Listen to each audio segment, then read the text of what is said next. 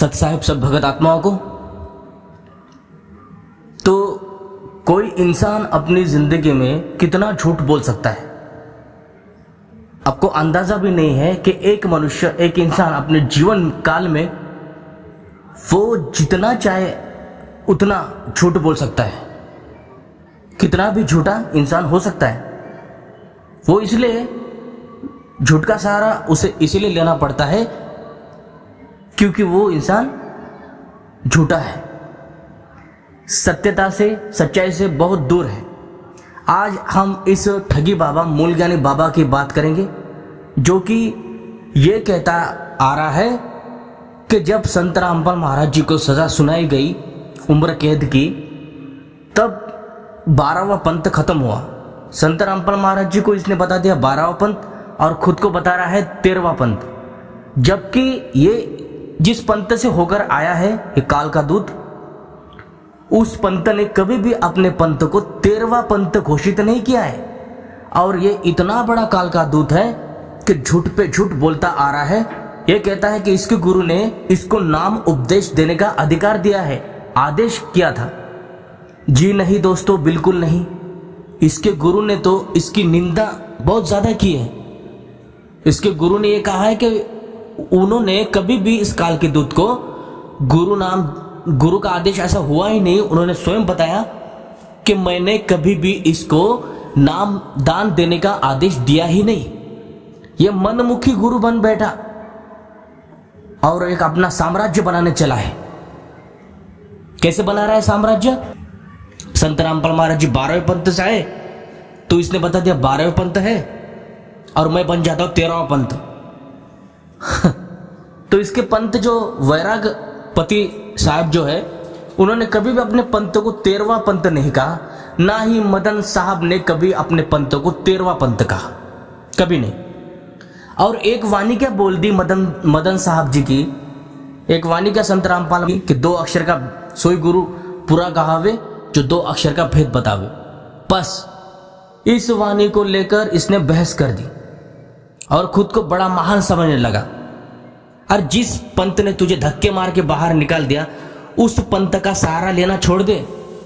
धक्के मारकर अपने आश्रम से बाहर निकाला और कह दिया कि ये ऐसा, उसके गुरु ने बताया कि ये अच्छा आदमी नहीं है, एक अच्छा शिष्य नहीं बन पाया और अच्छा गुरु बनने को चला है।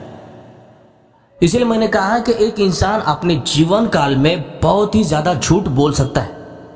ये इतना बड़ा काल का दूत है, इतना बड़ा झूठा आदमी है।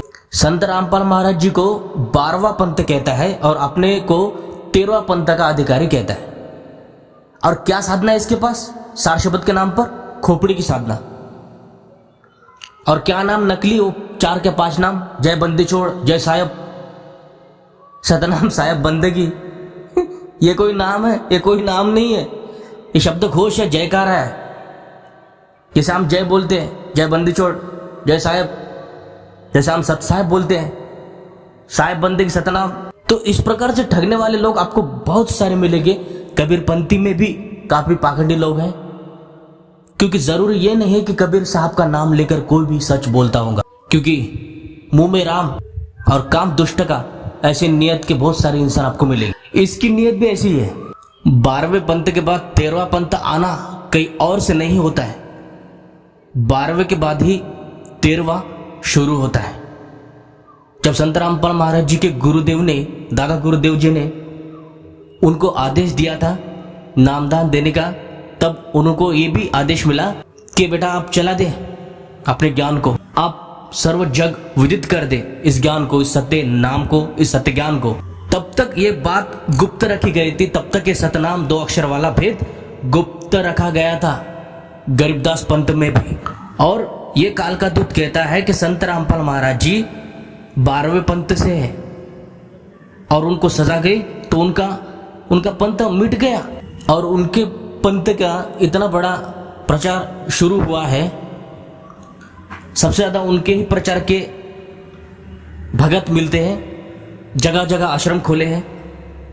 ये ज्ञान ज्यादा से ज्यादा बढ़ता ही चला जा रहा है, ये रुकने का नाम नहीं ले रहा है। ऐसा ज्ञान है संत रामपाल महाराज जी का। और ये काल का दूत कहता है कि खत्म हो गया 12वां पंथ, किसने खत्म किया भाई? किसने कहा कि ये 12वां पंथ है? ये 12वां पंथ नहीं, ये 13वां पंथ है, सत्य पंथ, सत्य सुकृत पंथ भी कहा गया है। तो इस पंथ को, संत रामपाल महाराज जी के ही पंथ को सत्य पंथ कहा जाता है गुप्त रूप से। लेकिन ये काल के दूत, ये ठगी लोग, ये पाखंडी लोग इतने सारे आ गए हैं, संत रामपाल महाराज जी को झूठा साबित करने में लगे हुए हैं। अब उनके पास ज्ञान क्या है? खोपड़ी की साधना। इस मूल ज्ञानी बाबा के पास है खोपड़ी की साधना। इसका सार शब्द है, चमड़ी में लगा हुआ सार शब्द है इसका। 52 अक्षर से परे जो ये नाम देता है, 52 अक्षर से परे जो नाम की घोषणा करता है, ये है इसकी मन घड़न साधना, मनमुखी साधना। यहां पे ध्यान लगाना और वहां पे स्थित हो जाना, तो इसका आत्म स्वरूप में स्थित होना। यह कहता है कि कहीं किसी लोक में नहीं जाना है। मोक्ष यदि पाना हो तो किसी लोक में जाना नहीं पड़ता है, अपने स्वरूप को प्राप्त करना पड़ता है। अब इसको यही नहीं पता है कि अपने अपने स्वरूप की प्राप्ति हर एक लोकों में उस जीव आत्मा को हो जाती है। जो जीव आत्मा जिस लोक में जाता है उसी लोक का वो हो जाता है, उसी लोक की व्यवस्था अवस्था उसकी बन जाती है। तो इसको नहीं पता है कि लोक क्या है, परलोक क्या है। नहीं, इसको केवल शब्द का विरोध करना है, सतलोक का खंडन करना है, और जितनी भी सत मंत्र की साधना है उसको झूठा साबित करने में अपना वक्त लगा देना है। और कहता है कि मैंने शुरुआत कर दी, संत रामपाल महाराज जी को झूठा साबित कर दिया और मैं बन गया 13वां पंथ। देखो असल बात क्या है, ये अपने आप को आज के टाइम पर, ये अपने आप को इमाम मेहदी, कल्कि, कृष्ण, राम, ईसा मसीह ये समझने लगा है, और जबकि इनके बारे में इसे कुछ भी ज्ञान नहीं है।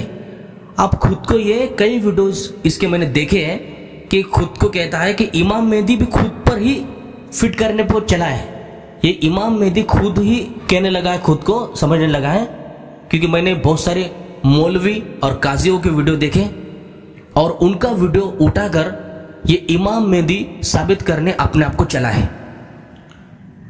तो इतना बड़ा काल का दूत है, जबकि इसे इमाम मेहदी के बारे में कख नहीं पता। असल में इमाम मेहदी कब आएंगे, क्या करेंगे, उनके पिता का नाम क्या होगा, वो जगह कौन सी होगी और किस धर्म से वो आएंगे, इसे कुछ भी नहीं पता। अरे इमाम मेहदी आएंगे कबीर पंथी से थोड़े आएंगे, वो काल के दूत, इसे कख नहीं पता। और इतने इसको वक्त इतना देगा इसको, इसकी कर्म की सजा अभी पता नहीं इसको, क्योंकि कभी खुद को ये कल्कि कहता है, कभी खुद को ईसा मसीह कहता है, तो कभी इमाम मेहदी कहता है। अरे जब दोनों साथ में आएंगे तो दोनों युद्ध करेंगे, इमाम मेहदी और ईसा मसीह भी घनघोर युद्ध होगा धर्म की स्थापना के लिए, अत्याचार को मिटाने के लिए। इमाम मेहदी एक पवित्र नाम होगा, एक नेक शख्सियत होगी। अल्लाह की ताकत, अल्लाह की शक्तियां इमाम मेहदी साहब जी को मिलेंगी ताकि वो धर्म की स्थापना करे, एक खुदा की ओर संकेत दे, एक खुदा का संदेश लोगों को बताए। लेकिन इमाम मेहदी, बहुत बड़ी बात है, पहले अच्छा इंसान बन भाई। ये ईसा मसीह बनना, कल्कि बनना और इमाम मेहदी बनना तेरे बस की बात नहीं है। इमाम मेहदी बनना, अरे खुद को यदि कोई पीर औलिया भी कहता हो तब भी उसके पास दिव्य शक्तियां होती है, और ज्ञान भी झूठ पे झूठ बोलकर, वाणियों को छुपाकर और उस वाणियों का गलत अर्थ मतलब बताकर ये केवल गुमराह करता है। कभी अपने आप को इमाम मेहदी कहता है, कभी ईसा मसीह कहता है, और उनका इतिहास, उनका ज्ञान कुछ भी नहीं जानता है।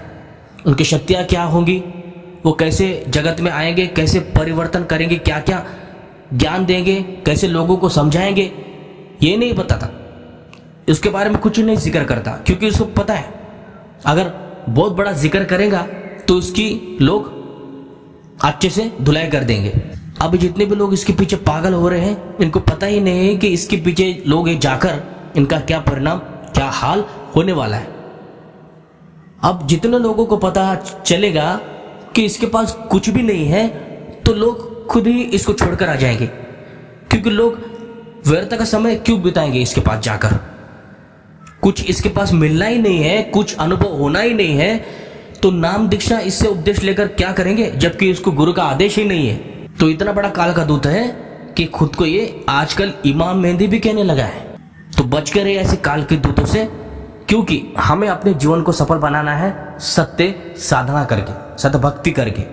और जब तक हम सत्य साधना नहीं करेंगे, जब तक हम सत्य भक्ति नहीं करेंगे, सत्य साधना नहीं करेंगे, तब तक हम पूर्ण मोक्ष को प्राप्त नहीं कर पाएंगे। तो आज के लिए बस इतना ही। तो मिलते हैं अगले वीडियो में, तब तक के लिए सभी को सत साहेब, जय बंदी छोड़ की, जय बंदी छोड़ की।